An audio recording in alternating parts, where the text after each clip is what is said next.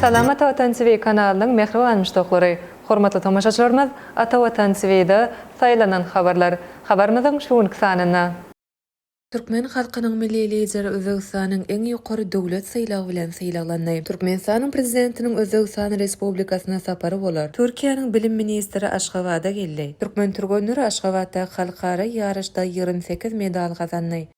Özbegistan Respublikasynyň Samarkand şäherinde Türkmen halkynyň milli lideri, Türkmenistanyň halk maslahatynyň başlygy Gurbanuly Berdimuhammedow Özbegistanyň ýokary döwlet saýlagy Oli derejeli dostluk ordeni bilen saýlandy. Bu döwlet saýlagyny dawraly ýagdaýda gowşuran Özbegistan Respublikasynyň prezidenti Şawkat Mirziýew Türkmen halkynyň milli lideriniň iki dogonluk halkyň arasyndaky hoş niýetli dostluk, goňşulyk hemde strategik hyzmatdaşlygy pogtalandyrmak bagatda uly hyzmatlary bitirendigini aýtdy. Dogonluk Türkmenistanyň halkara giňişligine gazanan ägir tulysynykları, giňgerimli özgertmeleri hemde awraýynyň belinde galmagy siziň adyňyz bilen berk baglanyşy kıldyr diýip Prezident Şawkat Mirziýew bellädi. Özbegistanyň ýokary döwlet saýlagynyň gowşurulmagy köp milletli özbek halkynyň Gurbanuly Berdimuhammedowy ajaýyp döwlet işgäri, milli lider hemde häzirki zaman Türkmenistanyň gurjusy hökümde uly sarpa goýanlygynyň nowatda sutnamasy boldy.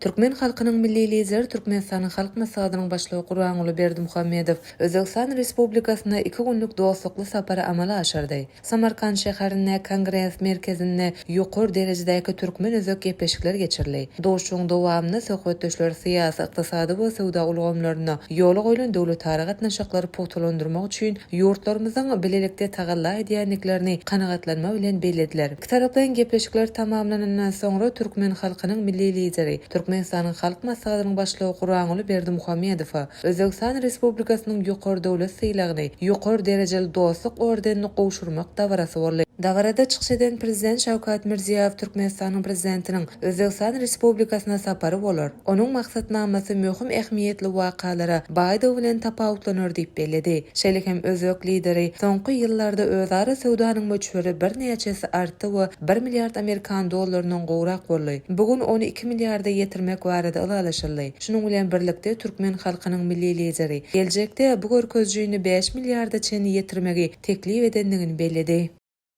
Türkiýe Respublikasynyň milli bilim ministri Yusuf Tekiniň ýoldaşlygyna Türk wekiliýeti Aşgabatda sapar bilen geldi. Saparyň maksady Aşgabatda geçirilýän mekdep okuwçylarynyň arasyndaky 2-nji halkara matematika olimpiadasynyň ýapylyş dawrasyna gatnaşmakdan we iki taraplaryň gepleşikler geçirmekden ibaret boldy. Türkiýanyň bilim ministri saparyň dowamyny Türkmenistanyň ministrler kabinetiniň başlygynyň ornasary Oraz Durdiýew bilen dowuşýar. Oňa Türkmenistanyň bilim ministri Gurbanguly hem gatnaşar. Türkiýanyň bilim ministri Aşgabat şäherinde bilelikdäki türkmen türk mekdebine baryp gördü. Türkiýanyň bilim ministriniň ýoldaşlygyna wekiliýet üçin gurulan ýürütme maksatnama esasyny wekiliýetiň agzalary Türkmenistanyň döwlet medeniýet merkeziniň döwlet muzeýine, Türkmen halasynyň milli muzeýine aýlanyp görürler.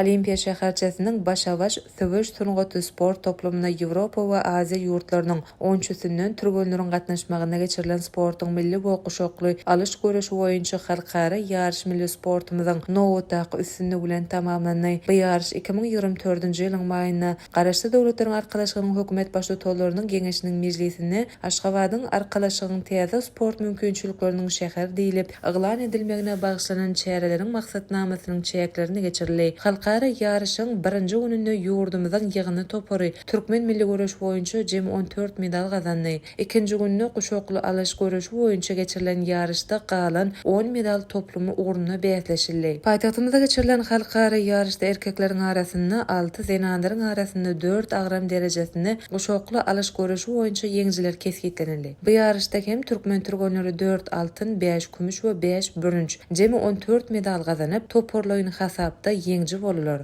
Toparlaýyn hasapda Özbegistanyň türgünleri 4 altyn we 5 kümüş medal bilen ikinji, Kyrgyzstanyň pehlwandary bolsa 2 altyn, 2 kümüş we 3 bürünç medal bilen 3-nji orna eýlediler. Şeýle hem baýrakly orunlara münasip bolanlaryň hataryny Azerbaýjanyň, Mongoliýanyň, Russiýanyň, Täjikistanyň, Hindistanyň, Belarusyň wekilleri bar. 5-nji jemleýici tapgyr tamamlanandan soňra ýeňjiler saýlamak dawarasy boldy. Onuň dowamyny ýarışda ýeňiş gazanan we baýrakly orunlar eýlen türgünlere medallar, şahadetnamalary hormatly prezidentimiz Serdar Berdimuhammedowyň Ýaşlar watanyň dayanjy adly kitaby gowşurly. Şeýlelikde illeşlerimiz halkara ýaşyň maksatnamasynyň iki görnüşiniň jemleri boýunça 12 altyn, 10 kümüş we 6 bürünç jemi 28 medal kazandylar. Türkmenlerimiziň bu gazanan üstünligi ýurdumyzda sporty ösdürmäge berilýän egertul ünsüň aýdyň netijesidir. Ine mehribanmış doklar, Atawatan TV'de saylanan habarlar gepleşigimiziň şuwunky sanyna size ýetirmek isleýän habarlarymyz şurdan ibaret. Gepleşigimiziň indiki sanyna görüşýänçek hoşta bolun.